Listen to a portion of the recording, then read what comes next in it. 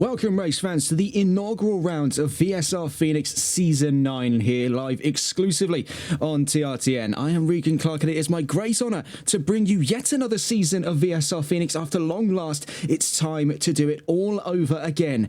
Our third season in with the team now, and for the very first time here on TRTN and VSR, a broadly new direction of things.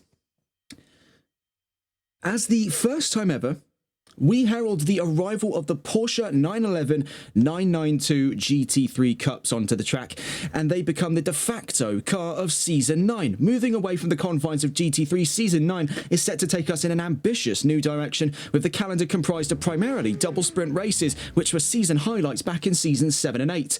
And as we wait just for but a moment here, to the start of into the start of Quali 1 of 2 today, we find ourselves at the start of this brand new chapter, and to kick things off, we come to you from a jewel of British motorsporting history, the Brands Hatch Grand Prix circuit. Founded in 1950 and consisted of 2.4 miles and 9 turns of FIA Grade 2, the Brands Hatch circuit is a fan favourite and draws a crowd throughout the year as a cornerstone piece of any national race calendar. Among its ranks include the British Touring Car Championship, British GT, British Superbikes, Porsche Cup GB, and the British Formula 4 Championships. Outside of British jurisdiction, we have the GT World Challenge Europe Series and the NASCAR Euro Series, as well as obviously the most popular event that Brands Hatch ever hosted, the British Grand Prix, of which it swapped hands intermittently with Silverstone for the hosting rights to the British Grand Prix in Formula 1 between 1964 and 1986. It also held the British Rallycross Grand Prix in the 1980s, with some of the best moments of that event coming from its tenure at Brands Hatch following the introduction in the mid-80s of the recently defunct Group Bs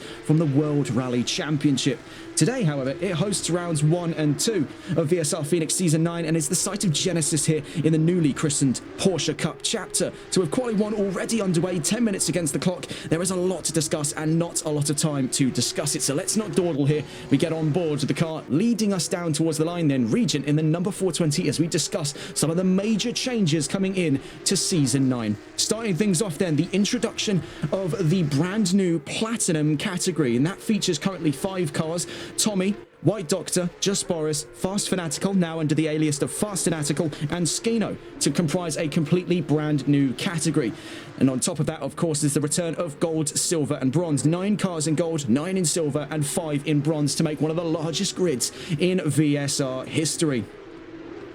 And we've spoken on driver, but let's quickly touch on machine here with 8 minutes to go, as of course this is the first we've seen it here on TRTN of the 2021 Porsche 911 992. The 8th generation Porsche 911, introduced originally in 2019, but for this specific model that you see on the track, was introduced as the 992 GT3 in 2021. It features Porsche's oh so iconic 4-litre water-cooled flat 6 naturally aspirated engine, making 510 metric horsepower at 8,400 RPM, with a top end of 8,750 RPM, weighing in at approximately 1,260 kilos due to a mainly aluminium chassis design, roughly 80% aluminium to 20% steel. Featuring an anti-lock braking system developed specifically for the 992 by Bosch Motorsports, but the real kicker in this new set of regulations is no traction control. So this is going to be a huge learning curve for our drivers, who have up until Season 8 have been more than accustomed to the warm embraces of the creature comforts over on GT3. It's the same DNA and design ethos that has been with Porsche for over 60 years now, in its 8th generation of the world's most iconic sports car.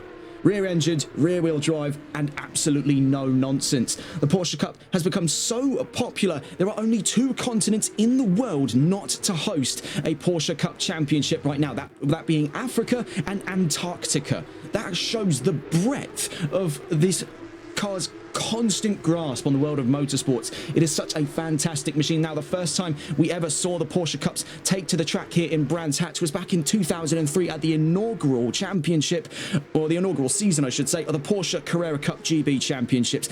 Both variants, the Indy and Grand Prix layouts, were used, both of which were won from pole position by Richard Westbrook. Ultimately, it would be Barry Horn who would take the championship that season. So we stay on board here with Regent. quite hotly now onto the discussion of qualifying predictions here, and it is incredibly tight. As we mentioned, the new platinum category makes its way in already. 3 of those 5 platinum drivers in that top 10, just Boris, Fast Fanatical and Tommy making 1st, 2nd and 4th. So you see a little moment of trouble for Regent, who right now is predicted at 6th place. Now, I want to touch on the subject here. It is 15 thousandths of a second dividing that first 2. And that rule of incredibly narrow sums here carries down the field, as you can fit 1st all the way to 8th within a second of one another here. So the unification of brand from Porsche has really brought this grid together, and it's going to make for one of the most exciting championships here in VSR Phoenix.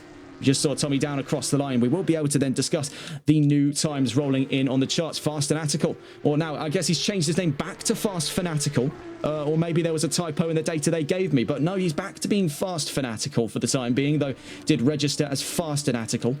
Just Boris in 2nd, then by a 10th of a second. Tommy in 3rd, so that is a platinum 1, 2, 3 right now. Elite Cassie competing from the gold category. We can see they're currently 4th. Regent 5th. Giles in 6th. Milbank in 7th. So that's a debut as well for Scott Milbank, currently competing under Scott Mill 44 in the 444 K1 Esports clad Porsche there. And joining him, his fellow K1 Esports teammate, Master Mason 4570, otherwise known as James Mason in the 413. He also goes by the Early Bird over in the Sunday League, of which we'll be covering this coming Sunday after a technical outage withheld us from being able to do so. So there towards the back of the top 10, you can see already trouble striking VSR Grizz. And this is going to be, like I said, a massive, massive learning curve for these drivers right now. Grizz currently predicted at a top 5. Really, that topic carries down this predicted top 10 as it's all very close to one another. In fact, the closest margin we saw for times coming out of Simbot was between 5th and 6th there. Grizz and Regent by 9 thousandths of a second. So this gives you a pretty solid indication as to how narrow we could expect qualifying be won or lost by several drivers over the course of this season. And that theory already of seeing drivers inside in those 8 positions there all within a second actually expands out to 9 when we see the introduction of VSR Chris making 8th fastest there, by only 3 thousandths of a second ahead of Master Mason in the 413. So that is remarkable here as we get towards the last 4 minutes, 3.5 if you want to be exact, of qualifying 1. Getting a look at that schedule as well, of course, with predominantly double stint races coming in for season 9. We'll find 10-minute qualifying right now. We're in quali 1, coming to the last 3 minutes. We'll be into a 30-minute race in a moment's time, and then we'll do it all over again before we say goodbye for now. And this is our second race as well in the last 24 hours. Those of you who've been tuning in from North America will remember not long ago, as a matter of fact, we were covering Competizione Performance League's GT4 round at Suzuka, and that was a fantastic end as well. So let's see if we can keep the ball rolling heading towards the end of the week here, as we're at the midway mark on Wednesday with the folks over at VSR Phoenix. And this is a fantastic new direction to see the series head in. Now, there was definitely a bit of a divisive choice, to say the least. Not one that was highly favoured by a lot on the grid, but it definitely seems to have paid off, because we can see right now that front row being decided by 200ths of a second. So Tommy currently fastest, Fast Fanatical in 2nd, Just Boris only just under 2 tenths away. And as he heads to the line here, can he increase that leap up ahead of ETE Giles, who now puts himself also within half a tenth of a second. He puts himself 33 thousandths from pole position. So we are not waiting at all here for the anticipation of action to build up, because right off the bat, the opening 10 minutes of this championship already, that top 3 positions is decided on by less than half of a tenth of a second. To give some inkling as to how close that is, the average human reaction time is 144 thousandths of a second. That's about a tenth and 400ths. That is literally blink and you'll miss it in that top 3. If they were to finish on the track that distance apart from one another, you would be talking millimeters to the line between all 3 of those cars. That is how close the Porsche Cups have currently brought this grid. This massive learning curve, as you can see, a big slide around, if we get a look on our track map there, that was round Westfield. That was remarkable by Giles in the 57. 1.5 minutes left to go right now. Tommy leads the session, extends the margin up now north of a tenth of a second. So that was incredibly claustrophobic in that top 3. We'll see what the rebuttal is by ETE Giles as he's next towards the line. The number 98 is in front of him as well. That being Elite Cassie from 6th place at the moment. Starts another flying lap. It will be among his last in quali 1. You see here, Giles to the line, needs to make a 10th.5 to pole position. Doesn't find it on this lap. Right behind him, the 999 of Just Boris does, though, and extends the margin over pole position by 0.2, nearly 0.3 of a second at the end of Quali 1. Better late than never for Season 7's champion. So a remarkable end to a remarkable qualifying.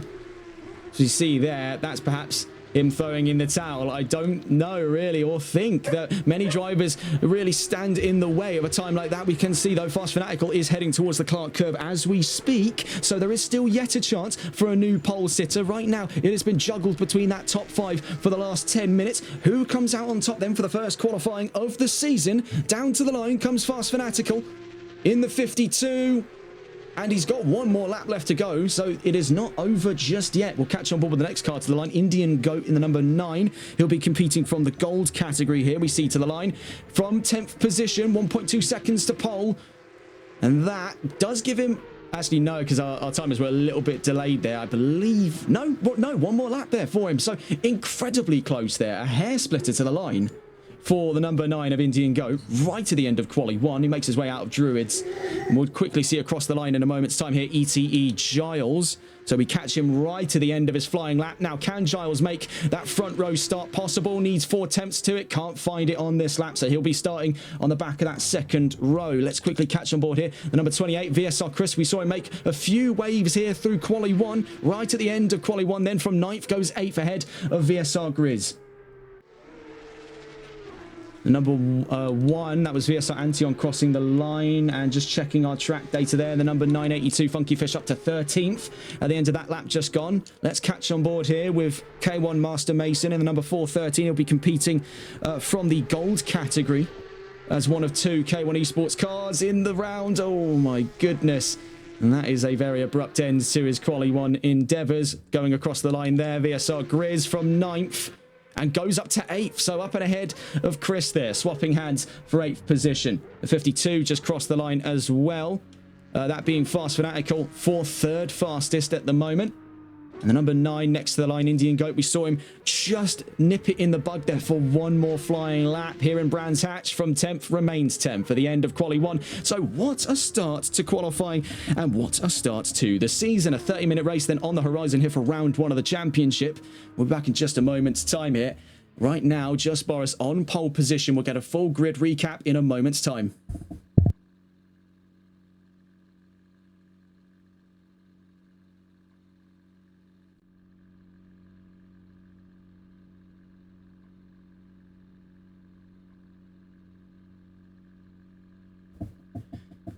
So, back to business then for Just Boris. Was anyone really all that surprised that he would be back on pole after that season? Missed out on his chances for Season 8, having a look back through Season 8 as well, though he was a very present figure throughout the top end of the charts throughout Season 8. Ultimately, that championship never ended up going to him. After that controversial spat at Paul Ricard, that sealed the fate for White Doctor to come on through for the Season 8 championship title. In terms of division titles, of course, gold and overall was won by White Doctor, but then in silver, it was a bit of a data error on our side between Grizz and Oatsy. Ultimately, it was ruled that Oatsy was the one winning, and that was a mistake on our end, of which we will never really live down here in the commentary box. But it was Oatsy winning in the silver category and Smiler winning in the bronze. That pushes Oatsy up to gold and Smiler up to silver for Season 9 of the championship. But with that brand new platinum category now, is that going to be where everyone claws toward now as we head towards round 1? Getting a look at that grid then for the first of 2 races today here in Brands Hatch for round 1 of the championship. Here is your starting grid. Just Boris lines up on pole position alongside him for that front row, with the camera angles not really super permissive of giving us anything in the way of a clear shot of the 66, but you can see him off to the left hand side there. That's Tommy in the number 66. Fast Fanatical and ETE Giles make that second row. Regent and Elite Cassie on the third row, and James Mason, otherwise Master Mason, in the 413 lines up on the 4th row alongside VSR Grizz. VSR Chris makes 9th, and Indian Goat rounds out the top 10. Scott Milbank, competing from silver, starts on that 6th row, and alongside the Blue Frog in the number 61. Behind them, VSR Funky Fish and Tommy Johansson. VSR Oatsy the Season 8 silver champion on his first drive in gold starts in a meager 15th position. Serious teething trouble then for the number 6 heading into round 1. He starts alongside new signing Jonathan Curran in the number 15. He'll be competing from the bronze category as one of only 5 drivers to do so. VSR Antion in 17th position alongside Twiglet, and Shawnee Mack rounds out the top 19 positions there for one of the record highs here for attendance for a season premiere round here for Season 9. This is going to be a fantastic race ahead of us here. 30 minutes around Brands Hatch, and then we get to do it all over again for another 10-minute quali and another 30-minute race to conclude round 2 and today's racing broadcast. But now we wait with about a minute and a half here before the start of the formation lap.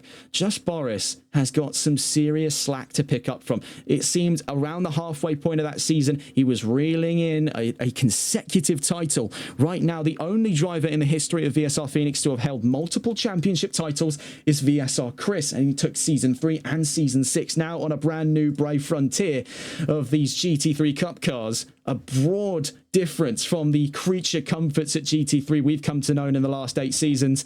What can our drivers do then? Well, we've got a pretty clear showcase of the new Platinum category as the 3 Platinum cars in this round line up 1, 2 and 3. Then ETE Giles heading up the charge for the Gold category cars, and having a look around our entry list just to get a gander here as to who's heading up the charge for silver, with a lot of moved positions around here. I believe heading up that charge at the moment is VSR Grizz. As a matter of fact, he'll be heading up the charge for the silver cars. Heading up the charge for the bronze cars, I believe it's Jonathan Curran.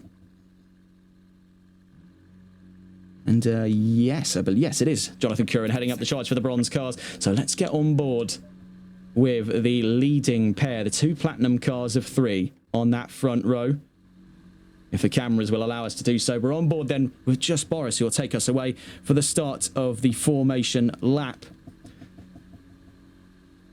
And you'll be able to hear that sweet, sweet symphony of 6 cylinders, 4 litres, nearly 8,500 RPM. Just pulling away there, down towards Paddock Hill Bend. And I suppose now is as good a time as any for those of you not in the loop to get a full comprehensive tour of the Brands Hatch circuit here on the formation lap. So heading down immediately to turn 1, Paddock Hill Bend, the most iconic section of the Brands Hatch Grand Prix circuit, takes us down the dive through turn 1 and up towards a major attacking spot here at turn 2 at Druids, up through the Halewoods Hill.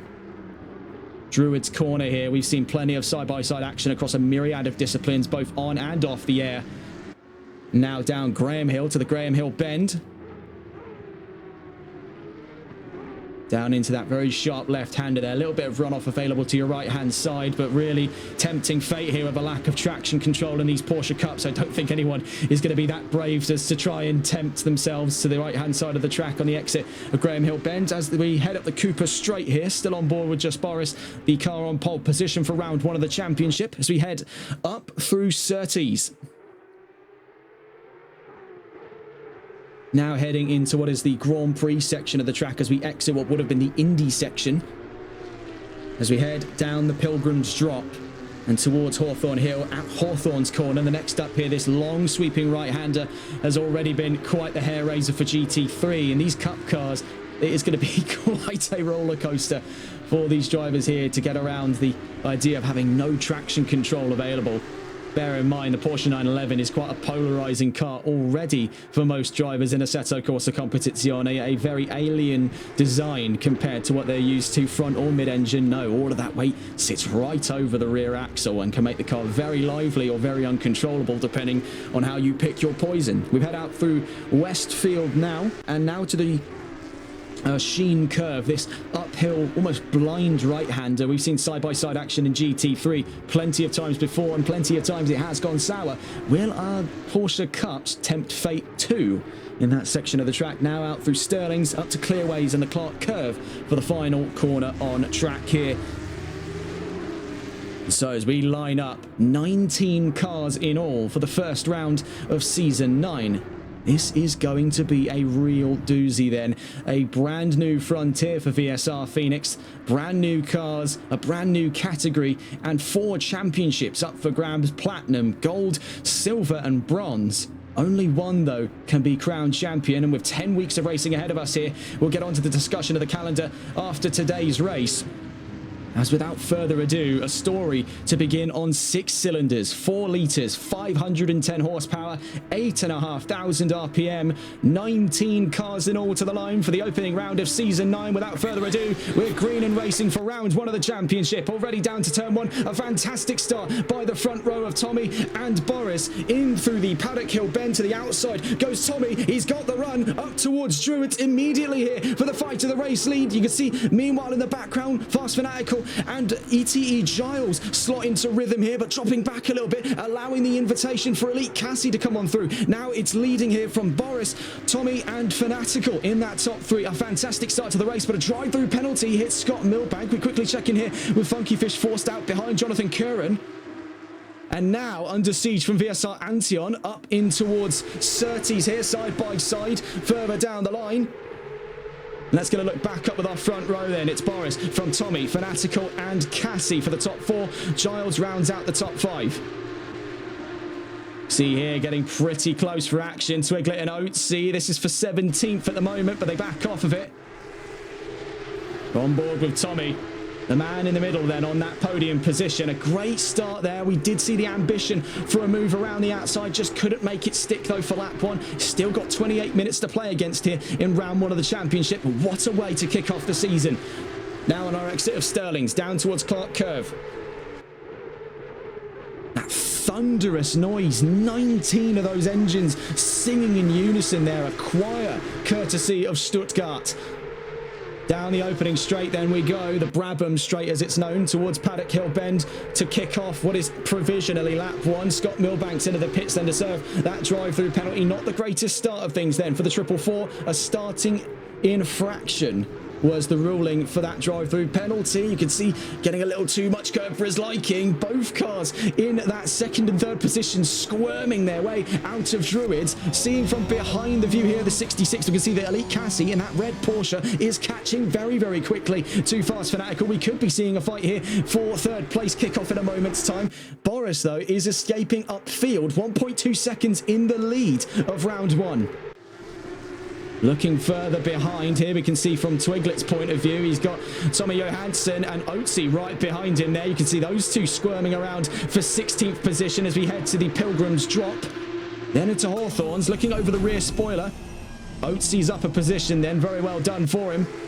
Let's see if we can catch on board, though, with Elite Cassie, because he looks to be right in prime time viewing of the top 3 right now. Let's see if we can catch on board with the number 98 as he's getting ever closer now on the exit of the Sheen curve in towards Sterling's, right to the hindquarters here of Fast Fanatical. Let's stay on board with him here, as this is set to be a proper kickoff here to the fight of 3rd place. Out through Clark Curve. And you see that Fast Fanatical runs wide. So Cassie up to 3rd. We can see that Giles behind as well is looking to pick up on 4th position. Does he get that pitched in on his way down towards Paddock Hill bend? That it appears that he does. Can Fast Fanatical fight that one back? No, he cannot. Out through turn 1, he drops 2 positions in the span of 2 corners. Mind-blowing stuff then.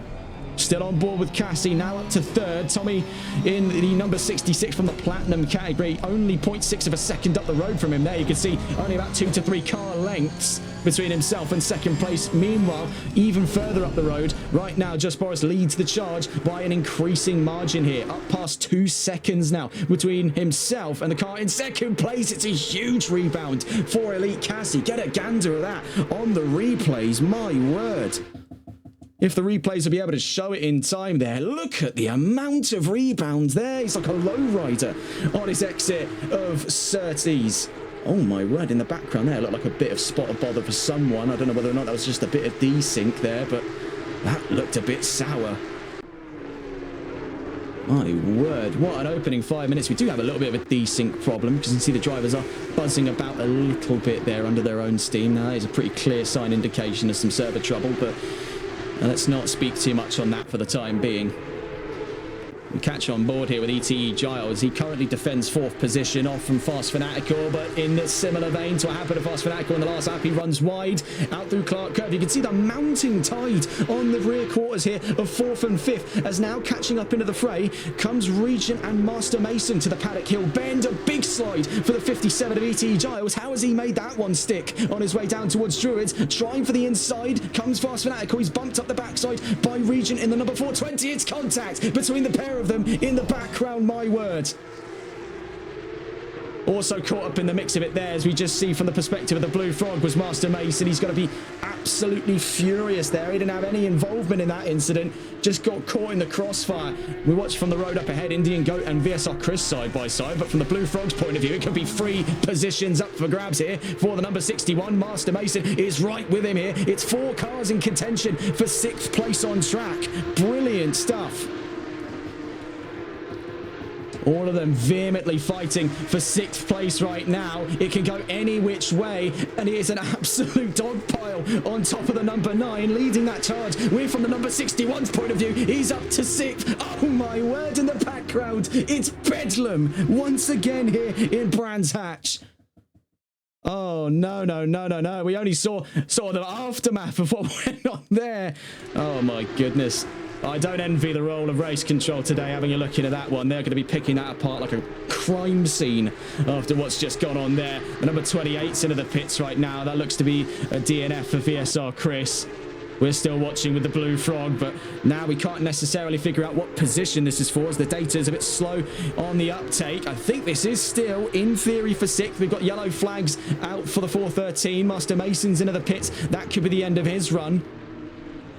So quite the baptism of fire we're seeing here in Season 9. 0.5 of a second currently divides Indian Goat from the Blue Frog. We'll catch up with these two in a moment's time. We take a look here. Fast Fanatical, who started in the top rungs of this field, has run into a serious spot of bother, as he's now at the back of that top 10. In front of him, Jonathan Curran on his first round here in VSR Phoenix, starting in bronze, mind you, is up and ahead of a platinum tier driver, if you can believe the sight of it. We do have yellow flags out, and it's for the number 420 and the number 9. We're about to roll onto a crime scene here. You can see there's the number 420 of Region, and debris all over the track here from the view of Fast Fanatical. He makes his way out through Hawthorns. Are we to see the second part of what went on there? I think there was an incident further up the road for the number 9 and the number 420. Back in the green flags then. The 444 ran into a spot of bother as well. Scott Milbank in serious turmoil on the exit of Surtees on his way to the Pilgrim's Drop. We're still watching with Fast Fanatical here on what could be the inklings of 7th place here, up for grabs between himself and Jonathan Curran, but bear in mind a few free positions by plenty of cars into the pit lane at the moment. So we'll see where exactly that stacks up as we head into lap 5, but it has been an absolute slaughterhouse here in the opening 10 minutes of racing here in Season 9. The Porsche Cup's clearly a bit of a Marmite branded car right now. You either love it or you hate it, and there's a real love-hate relationship going on across the paddock as we speak.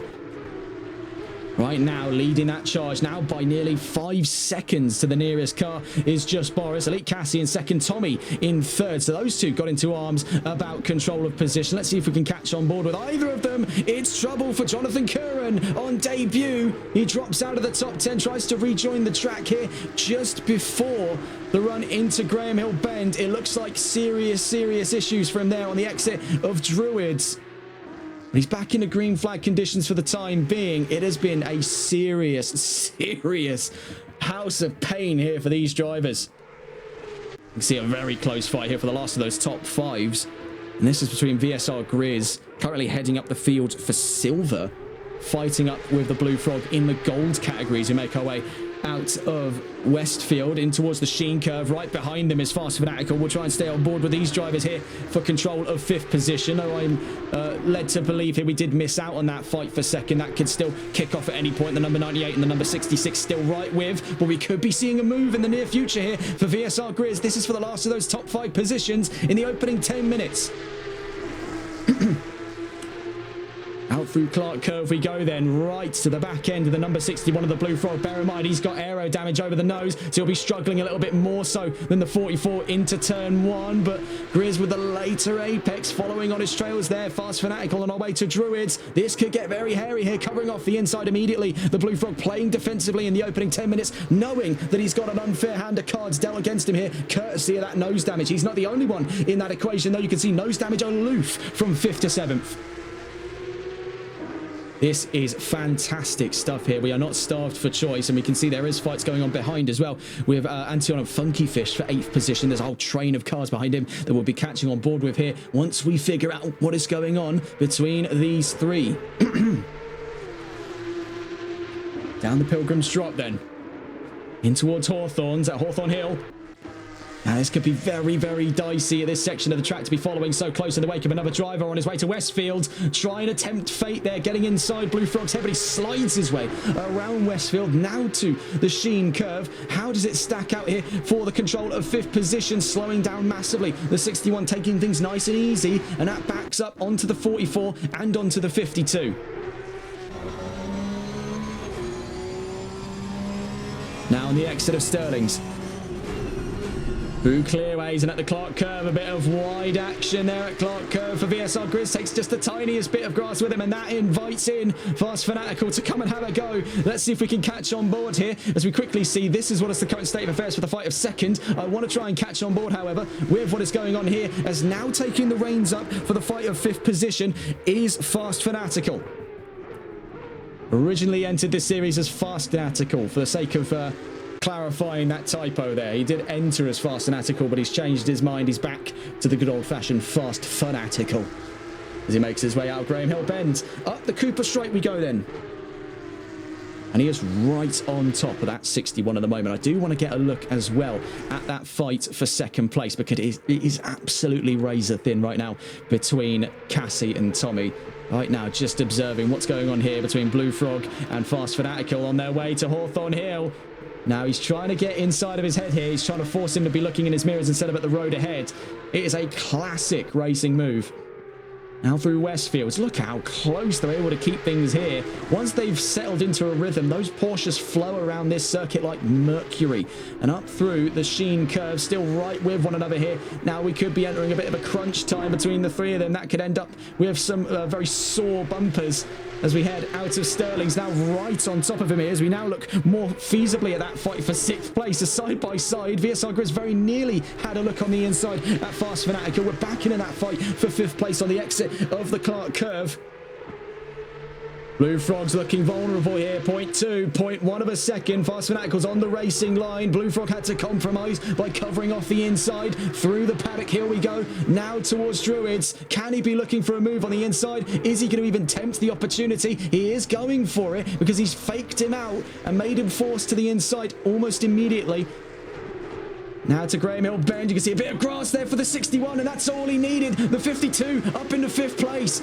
Much to the chagrin of the Blue Frog, down 2 positions in the span of 1 corner.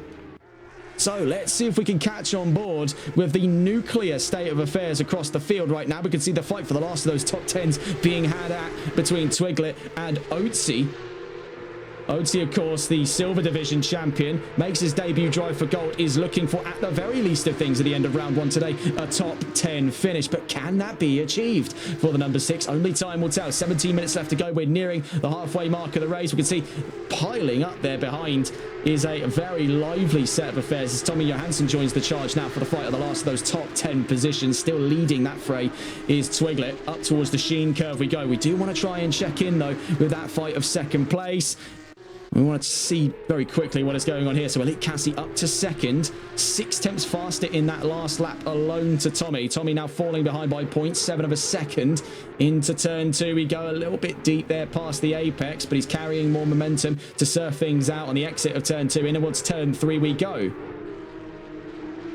So as we hit the halfway mark of round 1, we're watching on board with that fight of second. Let's get back on board very quickly with the fight of 10th place. As you can see, piling up on the back end of Twiglet is Otzi and Tommy Johansson. But to recount how it stands right now as we hit the halfway of round 1, Josh Boris leads the charge with the fastest lap. Elite Cassie in second. Tommy in a very close third position as he chases down second. ETE Giles in fourth, and Fast Fanatical into the top 5 there after that move down at the Graham Hill Bend. VSR Grizz in 6th position. The Blue Frog in 7th, right behind him. Antion and Funky Fish both sparring here for a chance of 8th. You can see the pair of them running wide out of Surtees as we enter the Grand Prix section. Right on their trails, mind you, is Twiglet from Otzi, from Johansson, 10th, 11th and 12th. Then in 13th on debut, Jonathan Curran. He was up higher positions earlier on, but the solo, one of two, bronze entries in this round, is doing remarkably well against the tide of it. Fellow bronze driver then Shawnee Mack up to 14th. Scott Milbank down to 15th. And Indian Goat down to 16th. Regent down to 17th. Chris down to 18th. Checking in here, Tommy now up and ahead of Cassian the last time we saw them there, so our apologies for not being able to show that move. We've just seen word as well from it was from Regent, the number 420, and this is what he's been able to observe firsthand, is that Frog has bad steering damage. The number 61 in serious turmoil here, and that's going to leave him increasingly vulnerable to the tide of cars backing up onto him here for 7th position. Antion and Funky Fish taking up the charge here down towards Paddock Hill Bend. So that shifted on its head since the last we saw of it, and on board with Elite Cassie, he now drops down to the back of the podium positions, but still yet has an opportunity to charge back up to second. That gap currently 0.8 of a second between himself and Tommy. Could this be the early signs then by round 3 of the championship of Elite Cassie making a premature move up to platinum? Well, he's certainly shown the grit necessary to go up there with the likes of Tommy, with the likes of Fast Fanatical, and emerge in solid stead. Out through Westfields then towards the Sheen curve. Jesus, what was 0.8 of a second now becomes 1 second. We're going to have a look behind here. The number 61 has got an even larger crowd backing up onto him. You can see there, right hand down as just a touch there. And that was what Regent was talking about in the Twitch chat. That is steering damage. So how, mind you, the Blue Frog has been able to hold off not 1, not 2, not 3, but 4 cars on his back end, and fending off 7th right now is a mystery there, with just under half the race left to go. Is he going to possibly even think of getting that to the line in the condition it's in? Well, if he does, that is absolutely fair play. And still watching on board then what is the incredible defense of 7th position right now between the Blue Frog and VSR Antion. Trying for it, but it's contact at the Graham Hill Bend, the Paddock Hill Bend, as a matter of fact, down towards turn 1. Mind still dead set on turn 3. We're at turn 2 right now at Druids. You can see the switch around in the background. Did you see that there from Twiglet? There was the ambition, sadly not the execution. Now to the Graham Hill Bend, what we were thinking of before. This was the same area of the track that he lost out 2 positions before, but the Blue Frog emerges actually with a bit of a boost, a bit of a spring in his step there. Fleet of foot on the exit of turn 3, now to turn 4 as we make our way to Surtees. I must say, this has been one hell of an opening round. Proper theatrics then from start to where we are right now. And with just under 13 minutes left to go, we get to the opportunity to do this all over again for round 2 of the championship coming up in a moment's time. So we're still on board here for the fight of 7th position. Watching on board with the Blue Frog as he holds off a great chunk there of the grid. Competing from gold as well. He's got a silver driver up ahead of him there. The number 44 of Grizz in the background there. You can see between Antion, Funky Fish and Twiglet. Let's, as a matter of fact, get on board with those 3. It's getting incredibly close between all 3 of them here. We're on board with Funky Fish in the number 982 from the silver category. Currently fighting then for 8th position. Fundamentally on the charts here for 7th with the Blue Frog only but moments ahead of these 2, but these 2 are properly getting elbows out now. We saw the beginnings of that in the last couple of laps, and we just saw it get to a near flash point at the Sheen curve in Stirling's just a moment ago. So now towards the Paddock Hill Bend at turn 1 as we enter lap 12. You can see this is the first section of the track is where that number 61 is losing the greater majority of its time, and it's forcing everyone into a concertina. It is a 5-car train here for 7th. Meanwhile, just monitoring what's going on between the 66 and the 98. Elite Cassie has dropped behind Tommy by quite some way. The 57 is in hot pursuit, hunting down position right now. We're on board with the 982. A Funky Fish, one of the silver drivers here, caught firm in the middle of a proper scrap for 7th position. The Blue Frog, Antion, Funky Fish, Twiglet and Tommy Johansson all involved then in this fight for 1 position on track. On theory alone, it would be 8th position right now that Funky Fish is looking for. You can see up the road, just quickly getting on board with the 982. Still in that fight for 8th, as we saw very nearly some side-by-side action in towards Hawthorns and Westfields between the 61 and the number 1. You can see all of this is just backing up onto the 982 here, but it's going to be doing the exact same to the car right on his trails here. If we just catch them up through the Sheen curve, you can see just how close everyone's willing to make it here towards Stirlingsby go. Barely anything between it, less than a car's length on most. You can see just how close Twiglet is now. This is in that fight for 9th position as we head towards the Clark curve. Could Funky Fish be vulnerable? Yes, he is, because he runs it out wide through the Clark curve. So up the inside goes GTR Twiglet. Now, can he hold his position here up towards the Paddock Hill bend? Trying to get a view of him from inside the car. He's in a total blind spot there, but he's up on the inside at the bend. Oh my word, over the grass as well. Very nearly causes a spin out of Funky Fish, but the bottom line is Twiglet's up to 9th position, and that could be Funky Fish out of the top 10. Tommy Johansson around the outside at Druids, very nearly contact between the pair of them.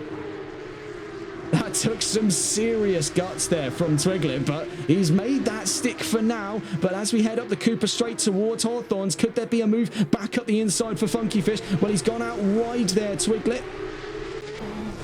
And that's definitely put him in not the greatest of stead. So you can see up the road as well, Antion and the Blue Frog getting very close now to that fight of 7th position. Right now, still single file. We're on board with VSR Funky Fish fighting for 9th position. Definitely quite a bit of turmoil here at the end of the top 10. Funky Fish marking the end of that top 10 right now. He himself is 10th. Tommy Johansson and Oatsy both looking for positions inside the top 10. They're going to have to get through the 982 first.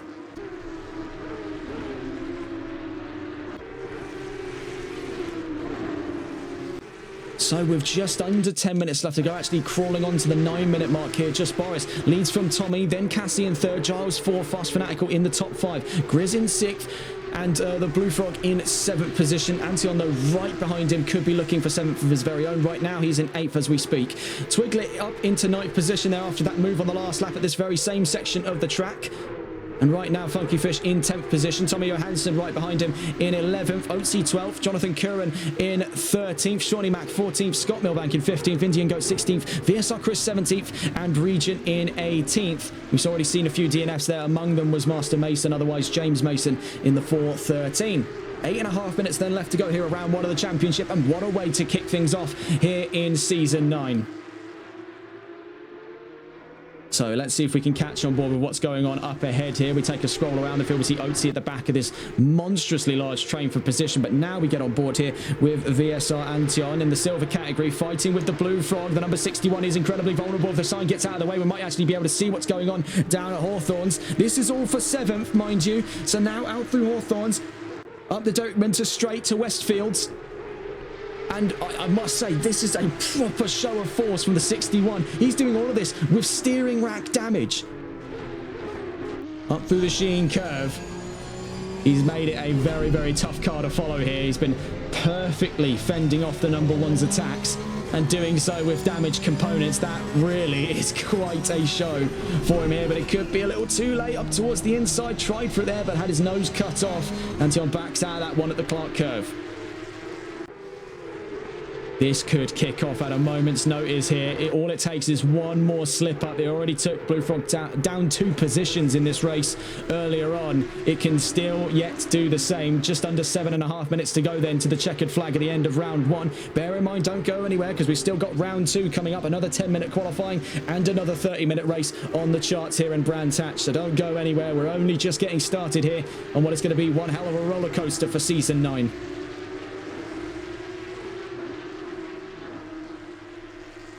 And just to recount some of that discussion of the calendar as well, as we just see here with Antion and Blue Frog in the foreground there. You can see in the background as well, Oatsy now getting up past Tommy Johansson. A little bit of a slip there from the 71 forces him down to 11th. So Oatsy now into the top 10. And Funky Fish as well, even further behind. The 982 has slipped out of frame there in the last couple of laps just gone. Up toward the Sheen curve. So we want to quickly, whilst we have a moment here, discuss that calendar. 17 rounds, a record high here in VSR Phoenix, and that's going to comprise 10 weeks of racing across the world here, though primarily, so it seems to be Europe. You see the claim there from Region in chat. Frog is equivalently holding the Titanic after it hit the iceberg right now, and he's held off nearly everyone. Well, it could be the end of that discussion, because down towards turn 1, how is he still able to keep the reins clear on that 61? It's brilliant stuff. If there is ever the suggestion, a driver of the day, don't look any further than the 61. I have never seen a driver take to such an aggressive performance in a damaged car. Most drivers would throw the towel in. We do have a yellow flag. It's for the number 9 of Indian Goat. That was between Sheen Curve and Sterling's, but it's a step out there for Antion. It drops in behind Twiglet. So the next to take up the reins here for the fight of 7th. We try and catch on board with him here. Menu navigation, not always the greatest for us here, but here we go. VSR Twiglet now takes up the reins on that fight for 7th. The number 96 now up and ahead of VSR Antion, next to take on who has been one of the greatest defensive performances I have ever seen here. 5 minutes left to go. Can VSR Twiglet find his way to 7th, where Antion failed and where Funky Fish has failed? Does he make the same mistake? Now up to Sheen Curve we go. Let's find out if third time's the charm here for the fight of 7th. In towards Sterling's. Bear in mind, these drivers are doing all of this with no traction control. That's been the main caveat of the 992. It doesn't have any traction control to speak of. It has anti-lock braking system. That was developed by Bosch Motorsports for the Porsche Cup. But no traction control. So these are very raw. It's a visceral driving experience compared to what we have over in GT3 or even GT4 or GT2 for that matter. All of them having some degree of a traction control system. The Porsches, though, very no-nonsense approach to things. And it's been that way since 1986 with the first ever Porsche Cup Deutschland. That season was won by Joachim Winkelhock.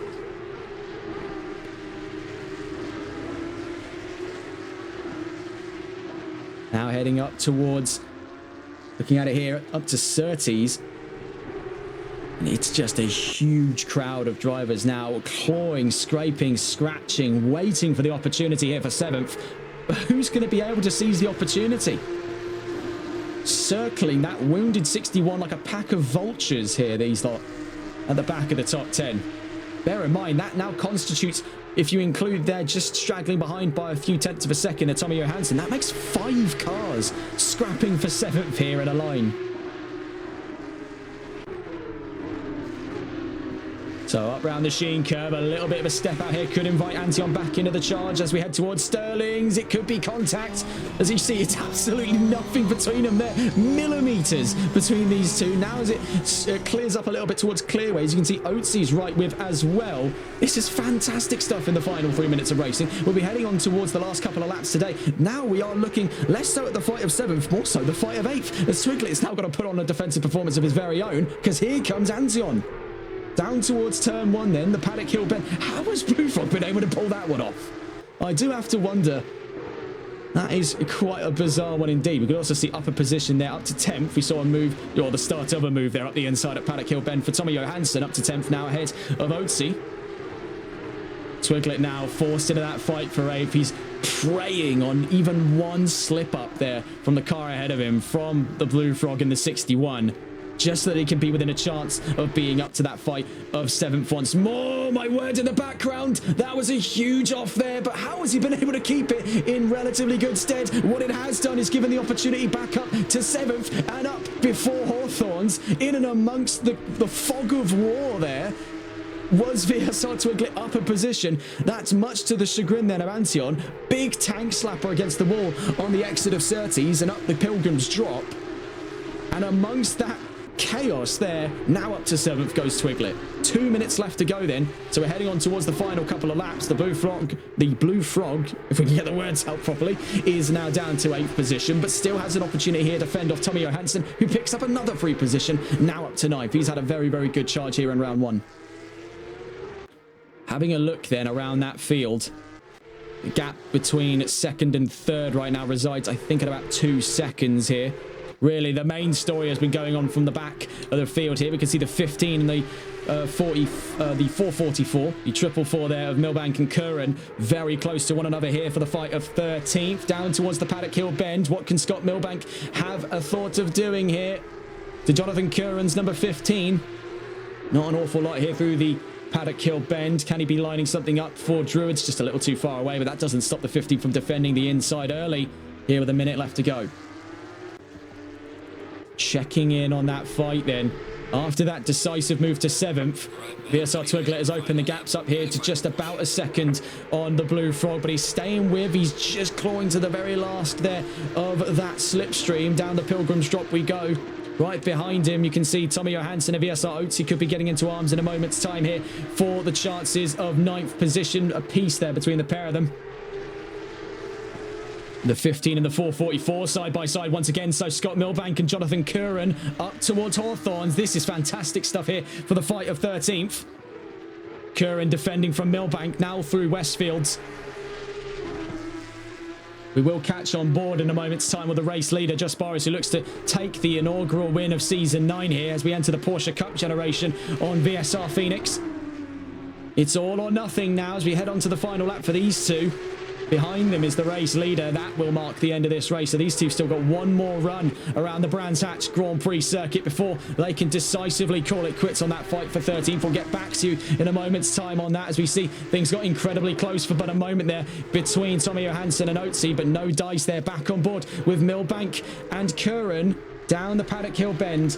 No dice there on a move. We'll catch up with these two at the end of this lap. We'll catch on board, though, with Just Boris as he rounds Clark Curve here at the end of round 1. What a season opener we've been treated to. Your race winner, then, for today, the 999 of Just Boris wins in Brands Hatch at round 1 of the championship.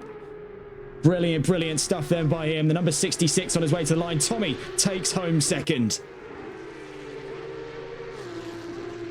And taking home third place, Elite Cassie there on the podium. ETE Giles not too far away, picks up 4th. You can see further down the line, Indian Goat 16th. VSR Chris in 17th. To the line, Fast Fanatical claws it back to a top 5. Grizz not too far from the line right now, but the real talk has come from the cars behind him as we see things massively flare up here in tensions at the back of that top 10. We will check in, though, with Grizz on his way round the Clark Curve and to the line here at the end of round 1. What an opening round it has been. Don't go anywhere. We get to do this all over again here. Another 10 minutes of quali and another 30-minute race just around the corner. Grizz takes home 6th then at round 1 of the championship. Twiglet to the line by a hair's width there for 7th place. A 10th of a second divide those two. The Blue Frog in 8th, but unequivocally the driver of the day with such a resilient performance in that damaged number 61. Tommy Johansson to the line 9th. Oatsy 10th. Antion out of the top 10 by a single 10th of a second. Funky Fish in 12th. Scott Milbank in 13th. Gets that one nipped in up and ahead of Jonathan Curran, who I believe is out of this race there because he is now in the pit lane early. Shawnee Mack to the line for 14th. So what went on there between Milbank and Curran in the time we last left them? Because so it seems an early finish to this race has dropped in behind not only Milbank but Shawnee Mack as well. There'll be words then in the paddock and I can't imagine they're too kind. But what a close finish there we've seen towards the back of the top 10. Decisively so for the Blue Frog. He was right alongside. Could have actually one more lap retook 7th place that he defended so vehemently through round 1. With that damaged steering rack, mind you, as well. He's done a bang-up job there against uncertain odds. Easy driver of the day for the 61. And also that topic there for the last of the top 10 positions. Decided by a 10th, 600ths and 5 thousandths of a second. The closest margin, though, still resides in the core of 7th place. So we're but moments away from the start of round 2 of the championship. Just Boris then is your race winner for round 1 of VSR Phoenix Season 9. As we wait then for the start of qualifying 2 today. Now to remind you of where the calendar is concerned, we have round 1 and 2 today here at Brands Hatch. We'll have rounds 3 and 4 next Wednesday on the 10th of September from the Zolder circuit. And then we'll have the first of our 60-minute rounds heading in to Schuyler County, New York State at Watkins Glen International for round 5 of the championship. Then we're back into the sprint format for Valencia, which was a fantastic round last season. Double victories back in Season 8 from Tommy in the 66. So big things potentially on the horizon for the 66 finishes second today in round 1. Then to Donington Park for rounds 8 and 9. Back to the hour structure for Imola. Round 10 of the championship on the 8th of October. Back in a sprint, then again for Zandvoort and Alton Park, rounds 11, 12, 13 and 14 to Silverstone for round 15 for a last of our hour-long races, and the season finale wrapped up with 2 races, rounds 16 and 17 at the Hungara Ring in Magyarod County in Hungary. Magyarod in Pest County, I should say. Get the geography correct. Just Boris then, your winner for round 1 of the championship. And round 2 shortly to begin in a moment's time. But what a drive from all quarters there. That was bedlam. DNFs from Regent and Master Mason. And potentially as well for Jonathan Curran. As you can see, technically never took the checkered flag. That is a peculiar one. We'll see what the stewards have to say on that matter. Definitely was some kind of incident between himself and Milbank. We are not done yet. Reflecting back on how things panned out through qualifying, it was still razor thin. And now with the drivers ever more acclimatized to how these cars handle around the Brands Hatch Grand Prix circuit, I anticipate an even closer quali on the horizon. That brings us to the end of round 1 of the championship. And what a baptism of fire the Porsche Cups have given us today. Fantastic stuff.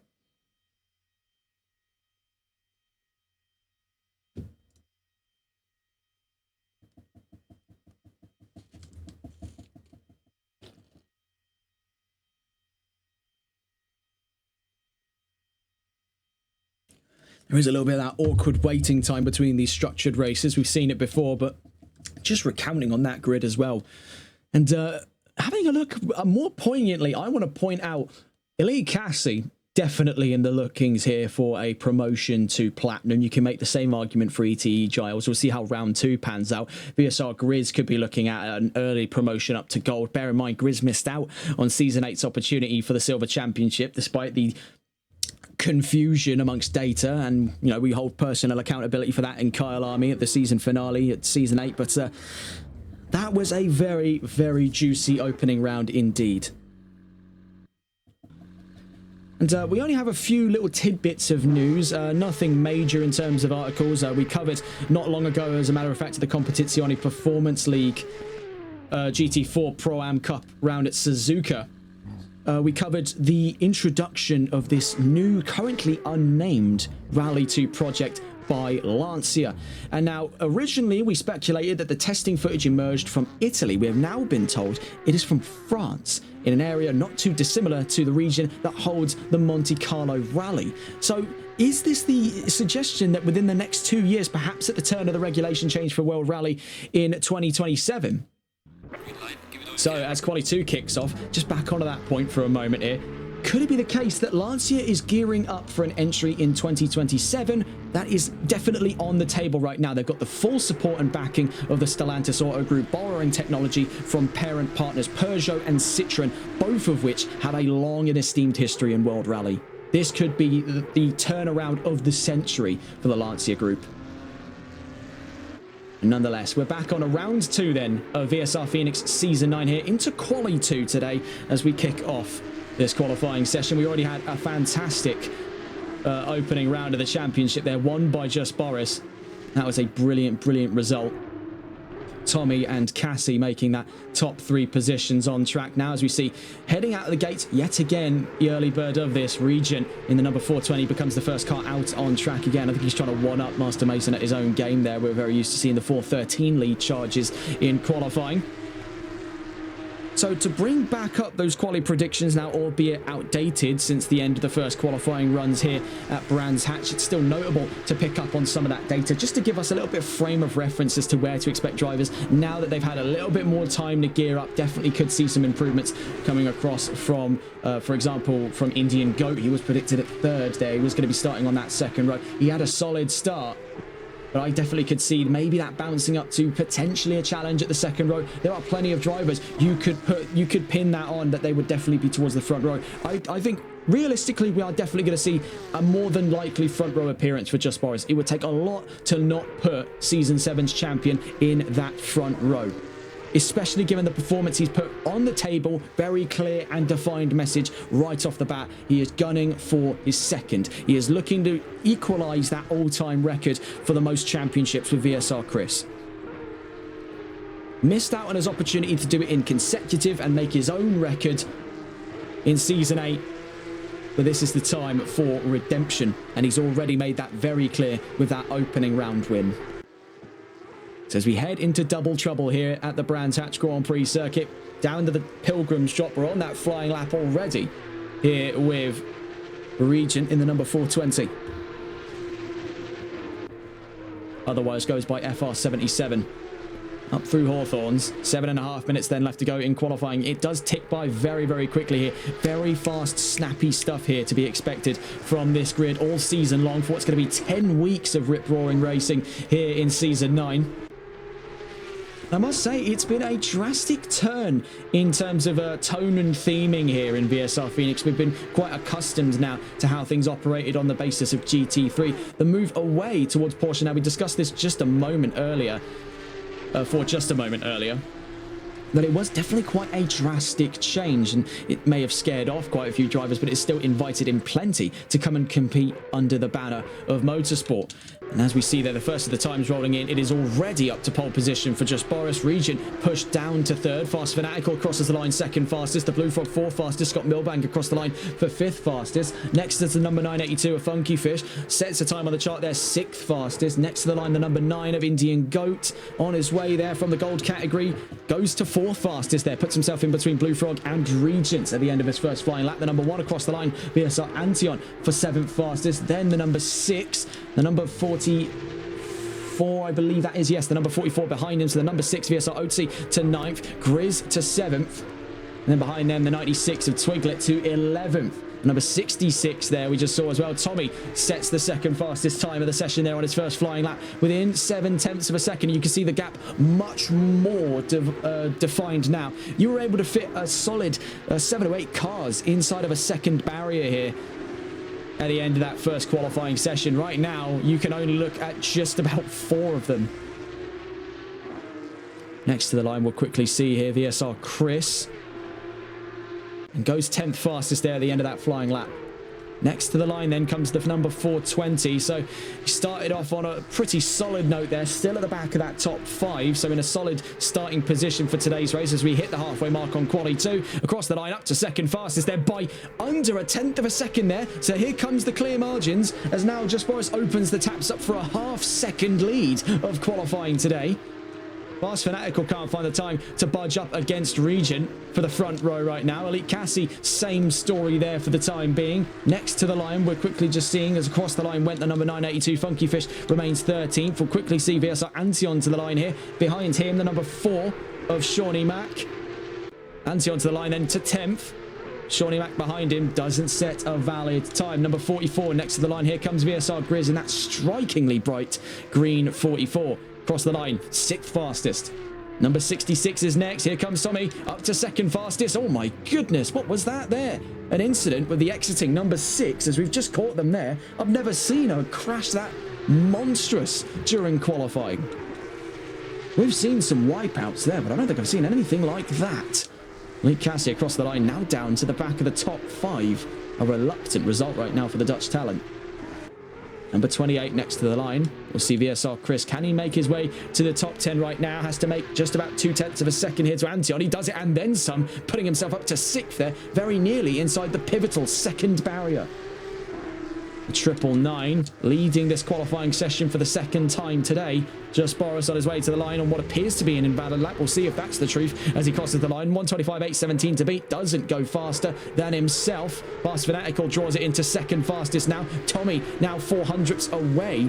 Actually 308 thousandths there. So, oh, trouble there into Druids. Big slide by the number 52. Number 9 next to the line, Indian Goat. Can he make his way up past 9th position? Has to make a 10th for 8th. Goes to 7th. So leapfrogging there up past Grizz. Puts him down to 8th. Puts Blue Frog down to 9th. Number 4 just crossed the line as well. That was Shawnee Mack, now 16th fastest. We saw it cross the line but a moment ago there. Number 44, VSR Grizz, now up to 7th. Number 71 is next, Tommy Johansson. A more prevalent sight with Aston Martin, but of course now in the Porsche Cup era, still dons those colours on the 71 there. He's across the line and into the top 10. Number 98 crosses the line then. That was Elite Cassie. Remains in a reluctant stead right now at the back of that top 5. He'll still be in a pretty solid position to play for come race time for the start of round 2 of the championship, but he's in a very sticky situation right now. Across the line goes VSR Chris, and he's just scraping around the back of that top 5 right now. Needs 0.2 of a second in order to make it up past Elite Cassie. With 2 minutes 40 left to go, he still has that chance. And he's looking very, very racy today. He is not looking to take last result sitting down. 999 then across the line doesn't find what I believe to be an extension there over his fastest. The 125.817 currently the time to beat. Boris does not find that on that last lap because that gap stays at around 0.4 of a second. Incredibly close still between these two on your screen here. Round Druids. Up ahead is the number 66 of Tommy. Right behind him, the number 52 of Fast Fanatical. Number 1 next to the line there, VSR Antion from 12th. Stays 12th there as we enter the last 2 minutes of quali today. The number 4 crossed the line, Shawnee Mack up to 15th. Behind him, the number 982 of Funky Fish cannot find his way up and ahead of the number 4. Number 96 to the line. Quickly catch here with Twiglet from 13th. Doesn't find an improvement on that last lap just gone. Next then, the number 15, Jonathan Curran. We saw him getting into arms at the last couple of laps of round 1 with Scott Milbank. We'll see here what can he do in the 15 across the line from 18th. Goes 14th, so up 4 positions there with 1 more lap to spare. Just seen as well, Giles across the line for 9th. They're up and ahead of Scott Milbank. You can see that despite that dominant lead by Just Boris, it is in fact still a very close qualifying endeavour for the rest of the field there. Look from Fast Fanatical backwards, for example here. Can Fast Fanatical open up the taps here for an improvement on his fastest? Needs to find 0.4 and 5 thousandths for pole position with 1 more lap left to go after this one. Now he crosses the line and sadly no improvement for the 52. Number 420 crossed the line, and going up to 2nd then comes Region, and he slices that gap down by more than half to 1/10 and 39 thousandths of a second. A 66 across the line. Tommy couldn't find the improvement on that last lap, but he's still got this one left to play. Number 61 behind him as well. That's the Blue Frog. Unequivocally the driver of the day for round 1. Battled off a solid chunk of that grid there with steering damage at play. That was a mighty, mighty drive for him. Still finished inside of that top 10, so a great start to his season considering the odds he got dealt in round 1. Number 96 across the line then. And that was VSR Twiglet as we just cut away there from the Blue Frog, having a big spin out there at Surtees. That's the end of his qualifying endeavours. He'll be starting at the best of it there, 7th, and only 5 thousandths away from a top 6 start. So that's how close things were getting there at the end of quali. So our prediction of things getting closer were not incorrect. Not by the whole margin of it there. Chris the line. Can he find just a few more thousandths to put himself up and away from the Blue Frog? No, but he will stay in 6th. The 999 then to the line. The time to beat his very own, a 125.817. Can Just Boris extend the margin for what has already been a dominant pole position here in quali 2? No, he cannot. So round 2, he'll still be what looks to be pole position. Let's see if there's any chance of a fight back here. Tommy to the line and the number 66 on his exit of the Clark Curve here for round 2 qualifying. And he's up to 3rd there at the end of quali, up and ahead of Fast Fanatical. Number 1 is next to the line. We'll catch on board with VSR Antion on his way through clearways now to the Clark Curve.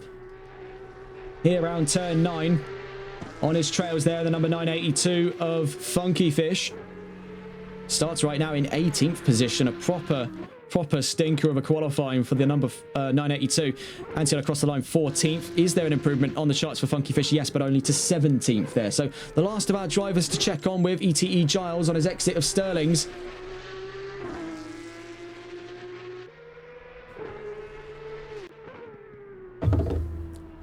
So out through Clark Curve, currently 9th, needs 1.4 seconds to pole, needs 0.3 for 8th. What can he do then at the end of round 2 qualifying as he makes his way to the line? He's up to 8th there ahead of Grizz.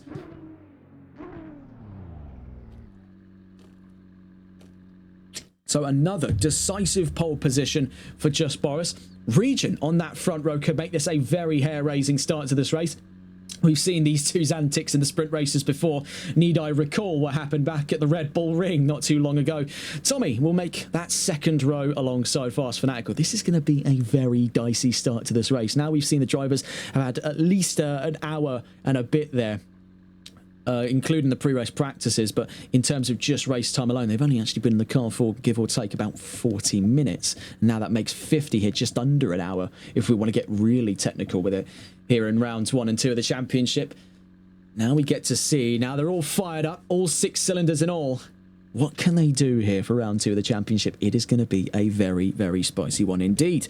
So round 1 already gave us a decisive victory for Just Boris. Can he go 2 on the trot then to make a very clear message here in the championship as we head towards round 2 in a moment's time? We're bringing a close then to the first of our 4 British chapters here in Season 9. The next time we'll be here in the United Kingdom will be for rounds 8 and rounds 8 and 9 at the Donington Park circuit on the 1st of October, then to Alton Park on the 22nd of October and Silverstone to bring us to the end of our full run around the United Kingdom's finest automotive racing circuits on the 29th of October. But bear in mind, we've got plenty in store in between all of that. Right now, though, on to the start of round 2 and discussing that grid. It's another pole position back-to-back there for Just Boris. He starts alongside now Regent, who will be starting to the outside at the Paddock Hill Bend. This could be an incredible start to this race then, as we've seen what these two can do side by side with one another. Tommy starts on the second row now with Fast Fanatical in tow in 4th position. Rounding out the back of that top 5, Elite Cassie has another power position to play for here, as any kind of trouble in the positions up ahead of him is a free, easy lead of the race. We saw what he was able to do with the opportunity last round, and he took home a podium for his efforts. VSR Chris in 6th then starts alongside him.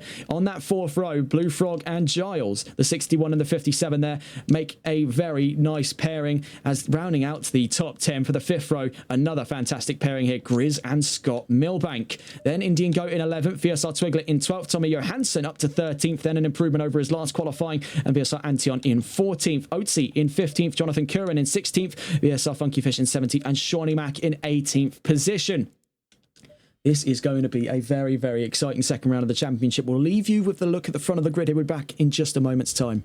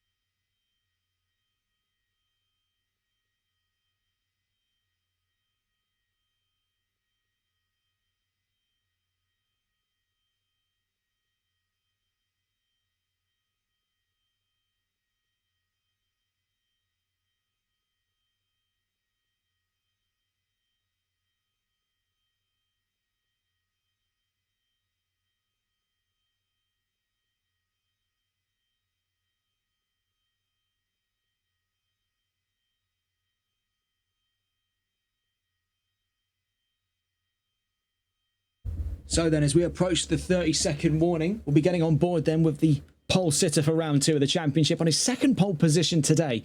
Just Boris lines up at the front of that field. Let's get on board then with the 999 for our second formation lap here of the day as we kick off round 2.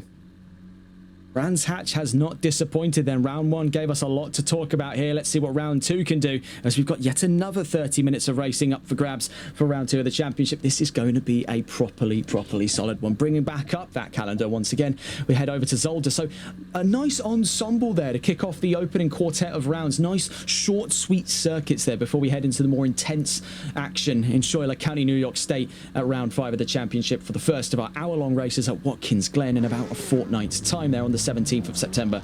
So taking us away is Just Boris on another pole position start, but that front row is looking very, very lively with the current inclusion there of Region. We've seen what he's capable of in GT3, and this is his best opportunity right now to come and have a go for the race lead. Now we could be seeing some definite white knuckle racing between the pair of them. They've got a little bit of a rivalry in tow from season 8 and season 7. These two maybe not the biggest fans of one another, And that could make for a very interesting start to today's race. Make no mistake of it. So for round 2 of the... Oh my goodness. Steady on.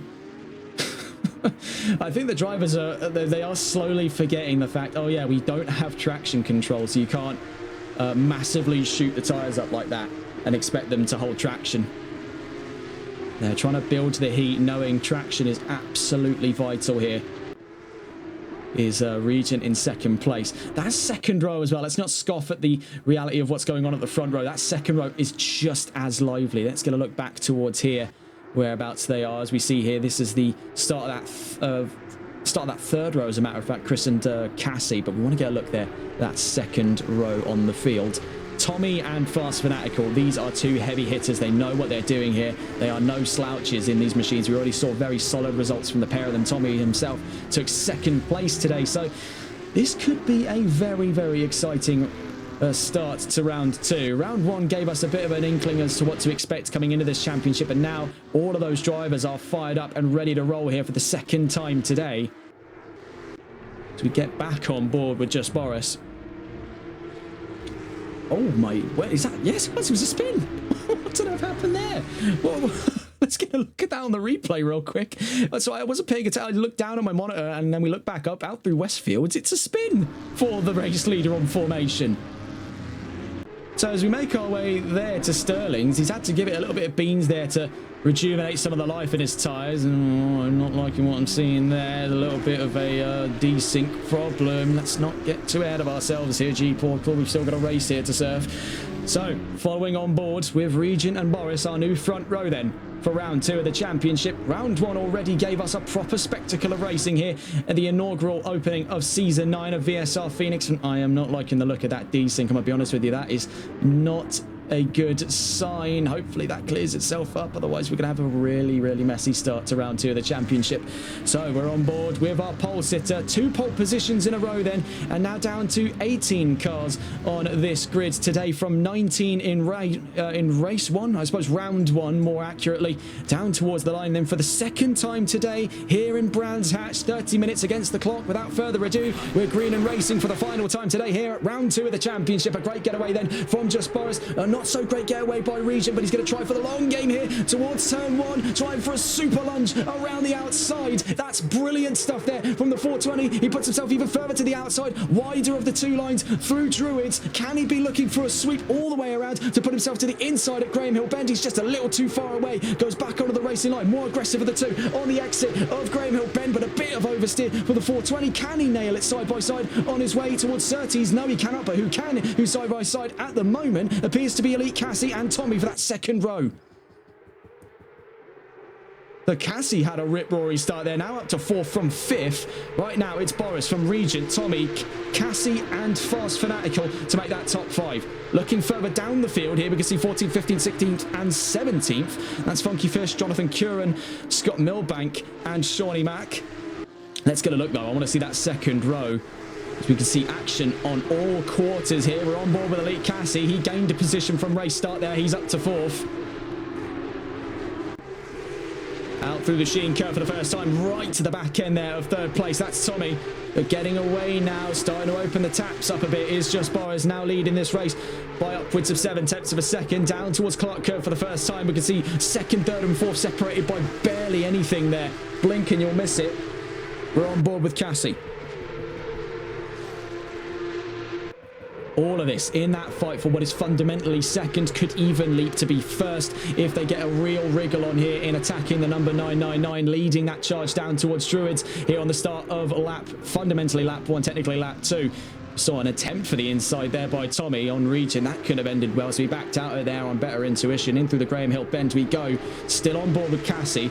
I'd say more feasibly right now he's looking at that fight for 3rd place, but never say never on the prospect of 2nd up ahead. You can see just how close everything still is, and I would have expected a bit more of a wriggle there from the 999, but Boris is still actually caught in the danger zone here with a whole swarm of cars in his slipstream down the Pilgrim's Drop.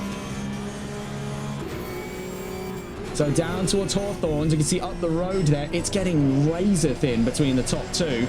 We may want to get on board with that in a moment's time. We are going to take a look around the field just briefly here. He's looking over in towards 9th. We can see how close things were for a time here for VSR. Grizz up ahead of him by 4/10 of a second apiece between each other is Chris and Giles getting back on board with Elite Cassie here. It looks to be sizing Tommy up for a move down into Sterling's, but he'll be to the outside trying for a late apex there. Just can't nip it in, so it seems. But now he's got the run all the way up through to Clearways. Bear in mind, all of this pushing and shoving is allowing Fast Fanatical to slowly catch back up to the pair of them. So on the exit of that lap right now, it's Boris from Regent side by side now between Elite Cassie and was it Tommy down towards turn 1 at the Paddock Hill bend for the long way around. The 98 runs wide and into the gravel. Disastrous stuff. Then he emerges behind the Blue Frog, who now takes up a top 5 position on track. VSR Chris was trying his luck there for a shift on the inside at Druids. Doesn't get that one tucked in.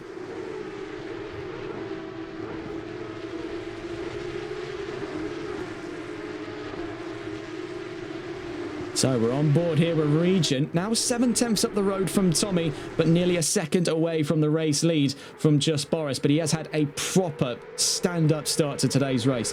He has took the ball and he has ran with it there. He was under siege a little bit from Tommy in the opening couple of corners. He definitely tried his luck with Boris down through the Paddock Hill bend and into Druids. We do have a yellow flag. It was for the number 6 of Oatsy in trouble there. Now at the back of the field. That has since cleared itself before Surtees. Now what we're looking at here from the perspective of Regent in second place is that defensive fight for second right now, as escaping sight. That gap now starting to open up more predictably there for the 999 of Just Boris, as we now start to see the attack from Tommy on Regent. See Jaco14 joining us in chat as well.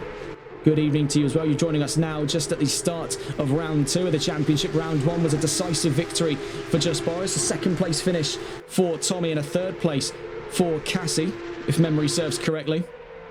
We're watching here the fight for second for Regent v Tommy.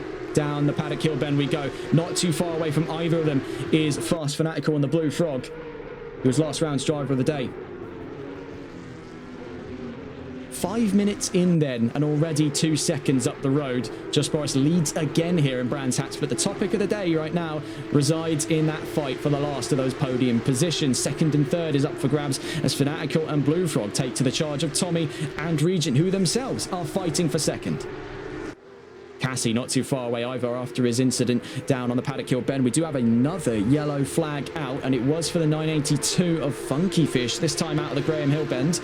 And it's cleared itself by Surtees again. So in much similar stead to what happened to Oatsy there, has now happened to Funky Fish further down the order. We'll get a look with those lot in a moment's time here. Still watching that incredibly close fight for second. From the perspective of Regent, let's see if we can catch on board with any of the other drivers currently clashing with the 420. Let's get on board, as a matter of fact, with the man in the sort of front row seats then to this fight of second place is going to be Tommy. Tommy, mind you, is competing from that platinum category, so Regent is putting himself in a pretty likely candidate's position for a move up to platinum by the end of this season. Of course, that gold championship fight is all in efforts for a guaranteed seat of platinum come season 10, wherever that might take us next.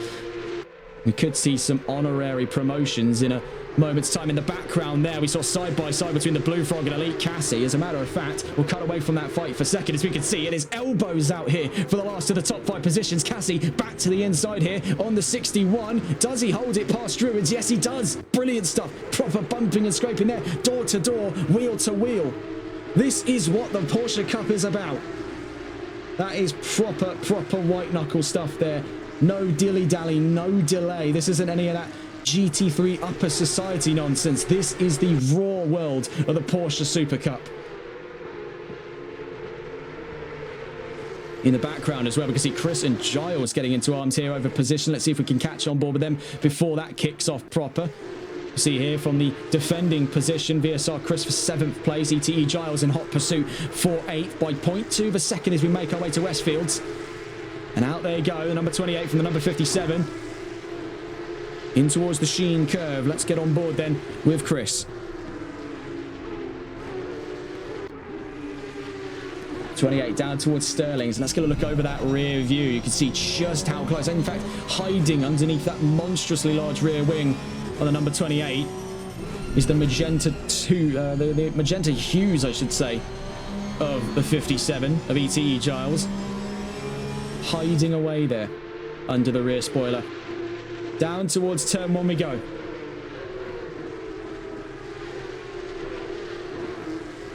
What a soundtrack that is. A symphony on 6 cylinders there. That 4-litre is giving absolute symphony orchestra level theatrics here across the Brands Hatch circuit. Down towards Graham Hill Bend. It's still very, very close here between Giles and Chris. Right now, still in the discussion of that fight for 7th. Then they make their way to Surtees here. Up the road, the Blue Frog having a bit of a incident there. Same story for Giles. How has he managed to style that one out? That was very tidy by the 57. So we'll cut away from these guys for the moment as we check back in. Things are kicking off massively now as we see, and if my vision does not deceive me, Regent still holds on to second, and it is a 3-car fight for second place right now between himself, Tommy, and Fast Fanatical. This is absolute cinema here for the 420. All right now in that fight for second place. On board currently with Regent. Let's see if we can catch on board here as we do catch the second part of the fight earlier on from Giles' point of view when he was fighting up against Chris. He sadly drops now behind Indian Goat. Let's see if we can catch on board though with Tommy as he finds himself right to the axiom point of a potential move to second, but bear in mind he might have to defend for third here because here comes Fast Fanatical right behind him at the Paddock Hill Bend. Bear in mind as well, right behind the pair of them appears to be, yes, Elite Cassie also charging for position right now. We also saw a yellow flag out. I think it was for the 15, so that would be Jonathan Curran on debut, side by side behind Tommy at the moment between Fast Fanatical and Elite Cassie. Those two getting into arms there. Cassie up the Cooper straight right now is to the inside for Surtees. We're watching with Tommy in the fight for second here. Meanwhile, the fight for fourth is on all quarters. An absolute war between the pair of them. Now the beneficiary of it though is Elite Cassie. He's up to fourth. Was that a disconnect for Tommy? Oh, no, no, no. That is gut-wrenching. Not that I think Regent's going to be complaining. No, well, no, hang on. No, because there he is, right there. So what happened? I'm confused now. He did and did not disconnect. Schrodinger's internet connection, perhaps. So, 10 minutes into today's session, Just Boris leads now by 4.2 seconds. And after that brief scare of a disconnect, Tommy No is in the session. Let's not make any mistakes over that right now. 20 minutes then left to go. After the first 10 minutes, Regent in second, Tommy third, Elite Cassie up to fourth, Fast Fanatical in fifth. The Blue Frog in sixth, Chris seventh, Indian Goat eighth, and has actually now dropped behind Giles and Grizz. So he's now 10th. Giles is in 8th, Grizz in 9th. There, we'll wait for the update on the data. Twiglet in 11th, Antion in 12th, Tommy Johansson 13th, VSR Funky Fish 14th, Scott Milbank 15th, Shawnee Mac 16th, and VSR OT down in 17th position. Back on board then with our drivers in the top 5 here. Really stole away the show. Now bear in mind there are other fights on track we want to try and catch here, but it seems to be kicking off at a moment's notice inside that top 5. Let's actually have a look here. You see Giles now up and ahead of Grizz and looking to retake that fight to VSR Chris, but he's 4.4 seconds at the road, so he's got a lot of homework here to do in the next 19 minutes. There's Tommy chasing down Regent. 0.4 of a second between the pair of them. Now that's for second. Behind them as well, you've got that fight 0.3 of a second apart between Cassie and Fast Fanatical. We can see up the road there, Regent gets very wide through Hawthorne, so it could be a move on the horizon here for Tommy. We're back on board with him. We have that brief scare that he might have disconnected, but no, he is still in this race. Do not make any mistakes over that up through Sheen curve we go. It's actually at this section of the track here where we have that scare, but the 66 is still with us here and fighting for second. That soundtrack, my word. See if we can get the driver's helmet cam here, just to give you a perspective of some of the verticality of this opening section of the track. Now, having been to Brands Hatch, it is deceptively steep. The game doesn't really do it much justice here. You can see it does give it a very good go of the verticality, but think that, but somehow even worse is what you're actually dealing with at Brands Hatch. But the driver's no doubt feeling it here with the lack of traction control in the background. That was trouble for Elite Cassie. He runs wide, so Fast Fanatical up to fourth. Cassie still right with though. We'll cut away here from the fight for second just for a smidge here. Checking in with Fast Fanatical as he's now under siege after briefly retaking fourth. There could be a move to the inside by Cassie. Not that Fast Fanatical is going to let that slide. Covers the inside at Surtees. Now to the Pilgrim's drop. It is nothing between them there, where it may be half a second between Regent and Tommy. It is next to zero there for Cassie and Fanatical on their exit now, or entry to Hawthorns. Now on the exit, a proper switch around there. Had there been just a tiny bit more space, he could have kept the throttle planted and been side by side for Westfields, even though that is functionally suicide to attempt. Really, it seems to be a case there is no holds barred here between these two for control of 4 position. Running out wide there, Fast Fanatical very nearly puts it into a blind spin, nearly across the nose of Elite Cassie. That could have kicked off very, very poorly between the pair of them. He's done a very, very good job there to keep the car in the clear and narrow after that. Most incidents like that do not pan out so cleanly. See just Boris leading that charge there, and he was actually slower on that last lap to Regent behind him by only a few thousandths, give or take there, but slower nonetheless. Checking back in with that front row, or the fight for the last of that front row, I should say. Regent now 0.4 of a second ahead of Tommy. So nearing the session halfway here, things are still very, very active here in Brands Hatch. Checking in from the Blue Frog's point of view here, because he's got a front row ticket to the fight for 4th. That's if he doesn't not understeer even too greatly through Surtees. Checking back in with Fast Fanatical. He opens the taps here, and these Porsche Cups, they are remarkably fast in a straight line. That seems to be a real caveat of the Cup Series cars. Now Ferrari, Lamborghini, Porsche, BMW, what have you, they all make some absolute bullets here for straight line speed. So when we head over to tracks later on in the season that may be not so technical, we could be seeing some incredible top speeds out of these Porsches over the course of this championship. Bear in mind, we're treading new ground here on TRT in the first ever Porsche Cup race we've ever been able to cover. What a pleasure it is then to have the VSR grid attached to it. These drivers really giving us a properly fantastic show here, not only through round 1, but here as we hit the midway of round 2. Out through Clark Curve, Tommy is closer than ever here on his run to the Paddock Hill Bend at turn 1, but too far away to be trying his luck on the inside. Regent's no fool when it comes to an inside move. He knows fake outs when he sees them. Didn't fall for that one. Down towards Druids. Does he fall for this one? Yes, a little bit there. Or maybe there was the ambition for Tommy to try and go for the inside, but that was a bit kamikaze-esque. Down towards Graham Hill Bend we go. Checking back in as well, just with that fight on the second row, on the back of the second row there between 4th and 5th. Fast Fanatical versus Elite Cassie is simmered down just for a moment here, 0.6 of a second between the 52 and the 98. That does give us the opportunity here, just quickly checking with Tommy and Regent, 0.4, 0.3 of a second, just to see how this pans out, and then we can get a wider look across the field, because I get the feeling that top 5 has kind of stolen away the show here in round 2 of the championship. Dust was kicked up by the race lead, and we saw a little bit of a prediction in the back of our minds that something could have gone wrong if we cut away from these two very nearly. Did we miss out on that brief scare for the number 420? Up through the Sheen curve. Now on board with Tommy.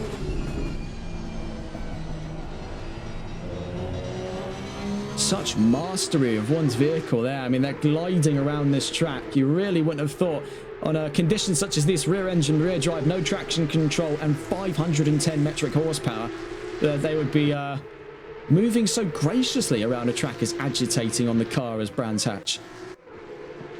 You can see here a new fight start to emerge, this time for 6th place, as the Blue Frog slowly gets caught up by VSR Chris in the 28. More on that in a moment's time. Fast Fanatical has dropped behind Tommy by quite some way. Is slowly starting to reel him back in. I think more poignantly, he's now up and ahead of Cassie by 1.5 seconds. That's his main priority as of right now. We can see a potential fight kick off in a moment's time here between Funky Fish and Scott Milbank. This is for 14th, down towards the Paddock Hill Bend. Both of them running a little bit wide there at the first bit, but just playing things nice and safe, not trying to do anything too crazy down through turn 1. Looking further around the field, we can see running out wide massively there, Indian Goat, and the number 9 gets caught up by VSR Grizz side by side on the exit of Surtees.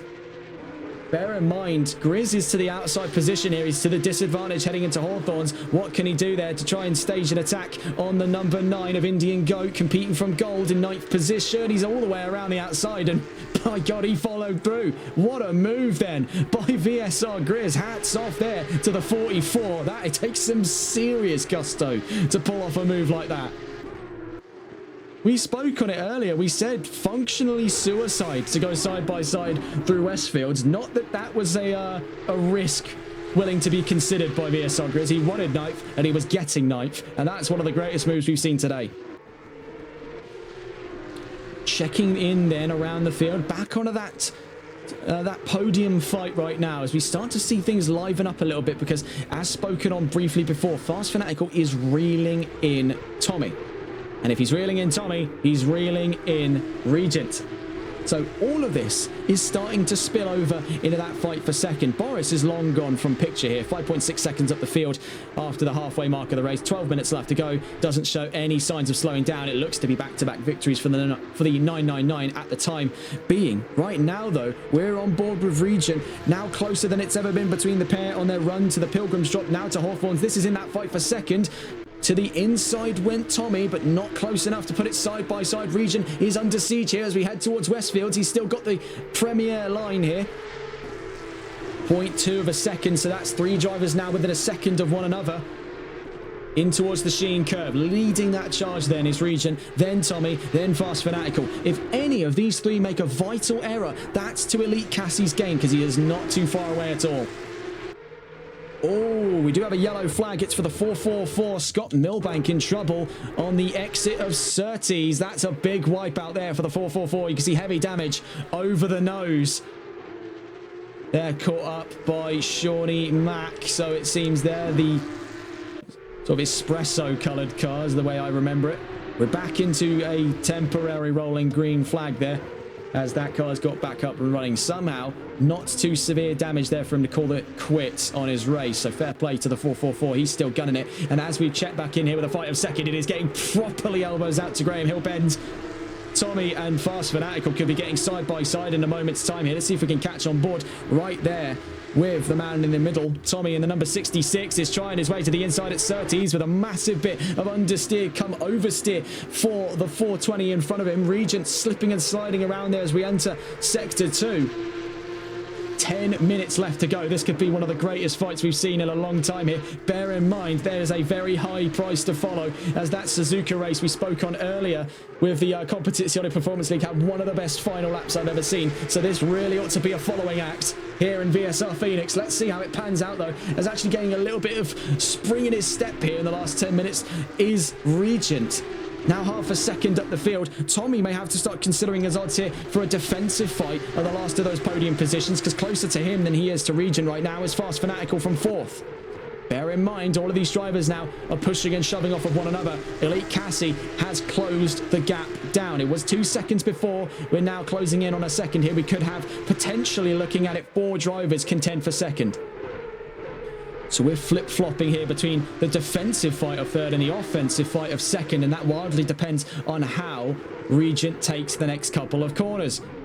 You see, now, as we get the sort of crunch of the concertina effect, we do have another yellow flag out, actually, as we speak right now. That's for the 71 of Tommy Johansson. That's on the exit right now of Sterling's. Not that it's going to affect these drivers. We're back in the green flags anyway. That's a yellow flag for sector 3 more than anything. Heading up out of Surtees now to the Pilgrim's Drop. Tommy, the man in the middle here, he's caught a sandwich between Fast Fanatical and Regent. All 3 of these drivers vehemently clawing at that second position right now, are still escaping from view. Just Boris is now nearly 7 seconds up the road. Out through Westfields then. Heading to the Sheen curve. This is incredibly close now. Now it's a 2-man fight for the time being. Fast Fanatical drops a ways behind there. Now actually into the iron sights of Elite Cassie. So that fight for 4th could be kicking off in a moment's time here. Out of Sterling's we go.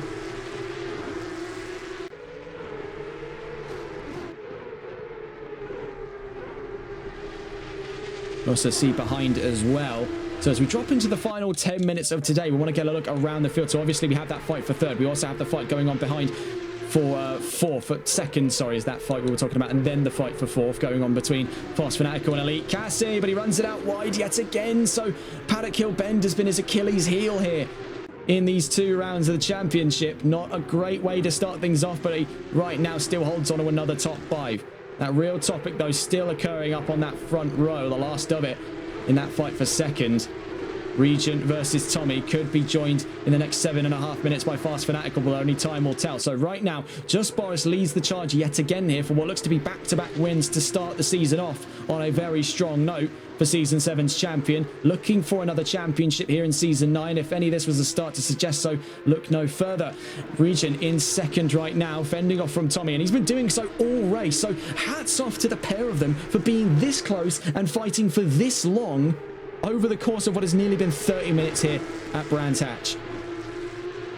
Then right behind them is Fast Fanatical, and then Elite Cassie, the Blue Frog in 6th. Giles, you can see they're crossing through Westfields in 7th.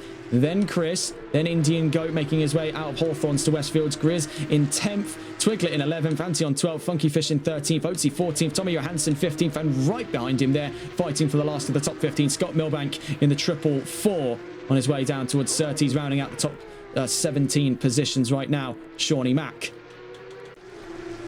back on board then with that fight of second, as one of the closest fights on track right now. These drivers are very, very well balanced with one another right now, playing off of each other's strengths and weaknesses, but all this has really done is allow that indomitable stride to an even further race lead for Just Boris.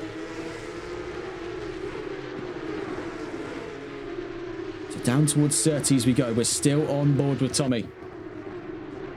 Once again, and that big slide, must I add, out of Surtees there has actually not weakened Regent's performance too much. In fact, it was helping him out just a little bit there. Now, admittedly not this generation, but the one just before it. Actually, the one just before that, so I think it was the 6th generation 911, was incredibly popular in Rally GT, as a matter of fact. Still is to this day. Not too uncommon to see, and I have seen clips as well of the 992 doing a closed rally stage. But the more popular one was the 6th generation car, around the genesis of the dedicated GT3 RS models, in and around the late 2000s, early 2010s era, right before the 991 dropped.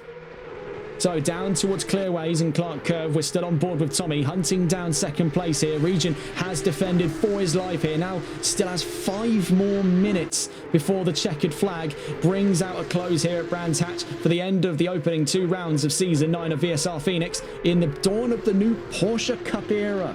It has been a real baptism of fire here in Brands Hatch. A fantastic dual set of races today. Plenty more to follow with a record 17-round championship on the bookings over the course of the next 10 weeks. What a pleasure then it is for us here to be covering the 3rd season in a row here on VSR Phoenix.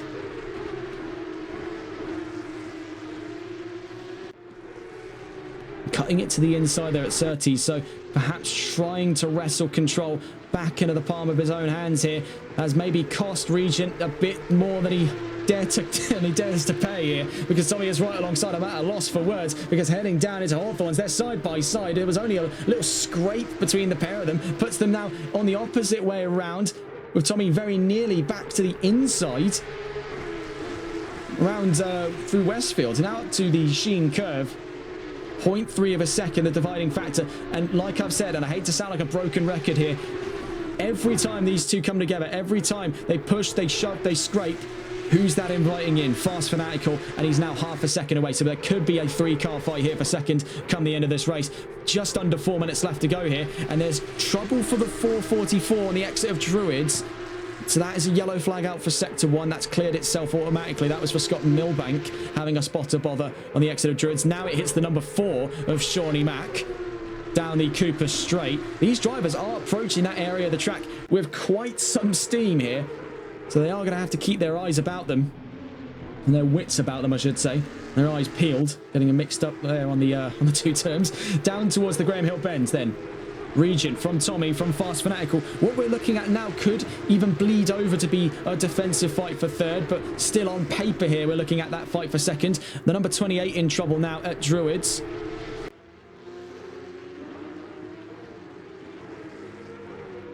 And that brings the number 44 into trouble as well. So there was definitely a spot of bother there down the line for the 28 and the 44. And that constitutes, at the moment, the 28 and the 44, if you put it up here, that's Chris and Grizz, both in trouble there down at Druids.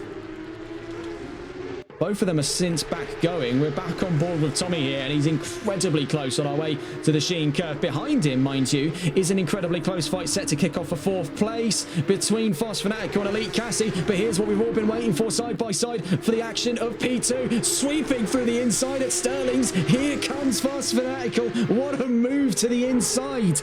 Brilliant, brilliant stuff there. Now having a look more at a fight for 3rd. Tommy's been knocked down a peg there. Could he lose out even more with Elite Cassie right on his tail? Only time will tell. Trying to check in here. Now with Fast Fanatical, he takes up the reins for the fight of P2. Behind him, it was looking, yes, it was contact, as a matter of fact, between Tommy and Cassie. One slight knock there. The pair of them are in serious trouble. Having a look there, we now see from the Blue Frog's point of view, a very sour 66 and 98 right in front of him. Not a pleasant sight here if you want to try and navigate some free positions.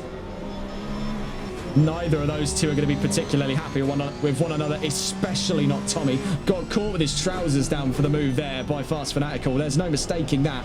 He really caught him off guard, and it's not been made much easier there in the side-by-side stuff he had with Elite Cassie, especially down to the paddock kill bend. That was a very slight knock, but obviously with no traction control, these cars, they skate on very, very thin ice here.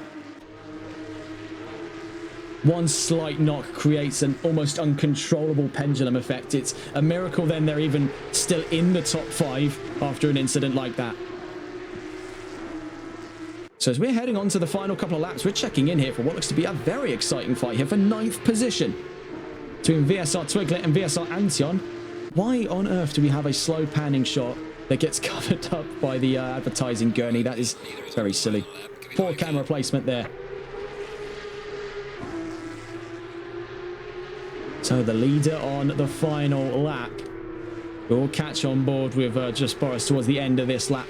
Next over, we're watching right now that fight for 9th position between Twiglet and Antion. Now, just getting a gander here as to where the next fights are coming from. We can see right now it is Regent versus Fast Fanatical for 2nd place. That is going to carry by seeming circumstance here all the way to the checkered flag at the end of round 2.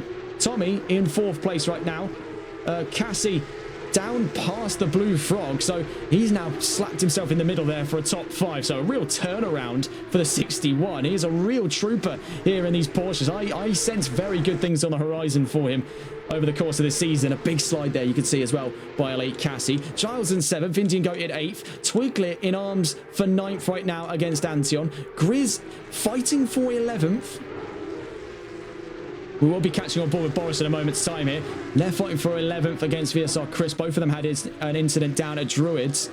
In 13th, there was Oatsy Funky Fish 14th, Tommy Hansen 15th, Shawnee Mac 16th, and Scott Milbank 17th. But on his way to the Clark curve, then double trouble today for Just Boris. As not only does he take the opening round win, he takes 2 in a row to kick the season off. Checkered flag then flies for the 999, 2 wins in a row here in Brands Hatch. What a way to kick the season off then for the Season 7 champion, Just Boris.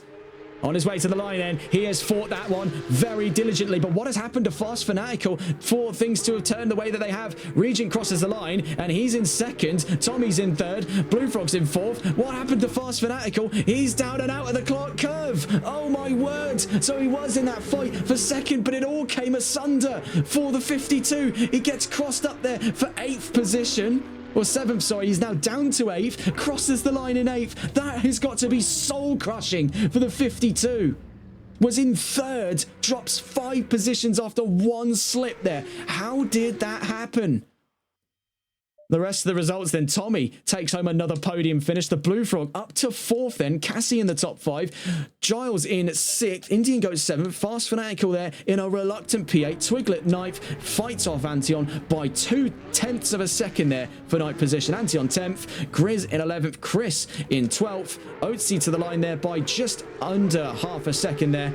And someone left the session, so now we have to wait for the official results to roll in. But wow, that would barely we're barely conscious here to keep track of everything. So much going on there. And, well, what an advertisement for Radio Brands 87.7 there, courtesy of VSR Oatsy. There's your final result. Just Boris wins in round 2. Double trouble then for the 999 on his charge for a second championship. So it begins here in VSR Phoenix Season 9. Region in second there had a very solid race. Started second, finished second, and held off a whole army there on the grid for that second place finish. Very well done to him. Tommy in third, Blue Frog 4th, Elite Cassie 5th, Giles 6th, Indian Goat up into 7th there, so a great turnaround since round 1. Fast Fanatical down to 8th. That soul-crushing defeat there on the exit of Clark Curve. Still not sure whether there was an incident or whether he just went wide, got caught up in the gravel, either or. VSR Twiglet in 9th, VSR Antion 10th, Grizz in 11th, Chris in 12th, Oatsy on our screens there, the number 6 in 13th, Funky Fish 14th, Tommy Johansson 15th, Scott Milbank 16th, and Shawnee Max 17th. DNF from Jonathan Curran and Master Mason. That is, well, quite the interesting pair of rounds indeed, and what an opening we have been blessed with here in VSR Phoenix. Double trouble victories then for Just Boris. A podium appearance for Regent, 2 podium appearances for Tommy. What a way to kick things off then. And we're only just getting started then. 10 weeks of racing here for Season 9 at the dawn of the Porsche Cup era. And what a baptism of fire it has been here in Brands Hatch. You'll be joining us from Zolder this time next week for rounds 3 and 4. And then in about a fortnight's time here to the first of our 60-minute rounds at round 5 of the championship from Watkins Glen International. That's all from us though here on TRTM. What a dual set of races then. And what a way to kick off an exciting new chapter of VSR Phoenix. That's all from us though. Have a wonderful rest of your evening. Take care. Good night.